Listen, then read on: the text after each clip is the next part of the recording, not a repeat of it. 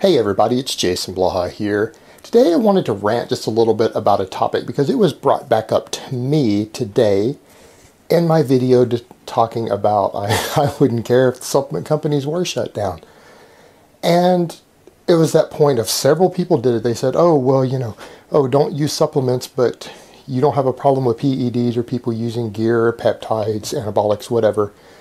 That's kind of messed up. And that is the same criticism that at least one other YouTube channel has brought up with me when I mentioned something that is completely legal to buy and possess in the country I live in. Actually, it's legal to buy and possess in the US also, of being superior, over 100 times superior, if not infinitely superior to another product that was being marketed for the same price to use it per month. A product that I have slammed a bit in the past, and they mentioned that in a video trolling and making fun of my stance that, oh, well, yeah, go use this, a drug, instead of this over-the-counter product is a way to try to demean me. And so a number of other people have said that publicly, some public figures on like their Twitters and Facebooks, to kind of try to discredit what I'm saying. Here's what it comes down to. Every single supplement that has ever been found to be effective, truly effective by government-funded studies where they looked into it, was made illegal in the United States. The overwhelming majority of the supplements that are being sold when they are studied, it turns out they don't do shit for helping you gain muscle or lose fat. So if someone is going to go spend money on something, why wouldn't I take the stance of if they're going to spend the same amount of money, use something that actually works? And it's not even, those things aren't always illegal in everyone's country. They're certainly not illegal in mine. And I'm not saying that people should go use them. People should assess risk for themselves. And if something sounds too risky to you, don't use it. But the other point with that becomes, what's your risk assessment on these supplements? At least with a lot of the other things, these pharmaceutical substances, we know what the risks are. We have long-term studies. We have people who use them for 30 or 40 years that we can study and see if they're dead or not. A lot of these things have been around a long time. I mean, Arnold Schwarzenegger, anyone? There's a walking experiment for you. How about all the other guys who were in the Pumping Iron movie with him?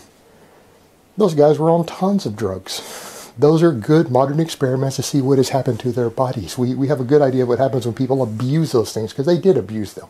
They didn't use them, they abused massive amounts. So we can look at the death rates of that group of guys and get a real good idea of what happened. And we have clinical studies. We know what these things do in the body. We don't always have this with supplements. And in fact, supplements are found oftentimes to be more dangerous. Supplements that a lot of you used years ago before they were outlawed were found to be more dangerous than any of the anabolic drugs that athletes and bodybuilders are using. And these were legal over-the-counter products. So someone wants to talk about risk. Well, you use a substance we don't know anything about the long-term effects of, because that's what the supplement industry does. They crank all this new shit out without being able to spend 5 years properly testing it, put someone on it for 5 years and then keep doing their blood work and see what happens. No, they don't do that. They just crank this shit out. I'll give you a perfect example. A lot of you may know of the steroid anadrol. It's considered to be one of the more dangerous, one of the most dangerous and toxic anabolic steroids out there. Yet, at the doses most bodybuilders use it at, the studies say it seems to be fairly safe. They use it in elderly men for months on end at doses that bodybuilders use. They run it up to a year straight. Most bodybuilders and athletes will only run it 4 to 6 weeks at doses comparable to what competitive athletes use it at in HIV patients. Is it potentially problematic for health? Yes, it is. It's been dramatically overblown, but yeah, that particular one, it can be problematic. It can definitely cause issues with blood pressure. It can definitely mess up your cholesterol levels, mess up your lipid profile, lower your HDL, no doubt about it. Yet compare it with a product that was legal and over-the-counter in the United States for like 5 years straight before it was made a felony to possess it, is still an over-the-counter product sold in the country I live in the supplement shops, called Superdrol. The toxicity on Superdrol is at least 20 times higher than that of anadrol. Anadrol is one of the most feared anabolic steroids out there. This is at least 20 times more toxic and 20 times more dangerous to your health, if not more so. Yet this was a completely legal product that these supplement companies crank out. So when people make that statement of Jason joking, oh, he says, oh, it is probably better to go use a pharmaceutical product that has been tested long term than for us to just use these random supplements and hope they don't fucking kill us?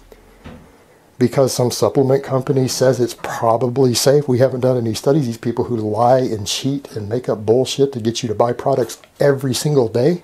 So you're going to trust those people to take something because you think it's safe? If you're that stupid, best of luck to you.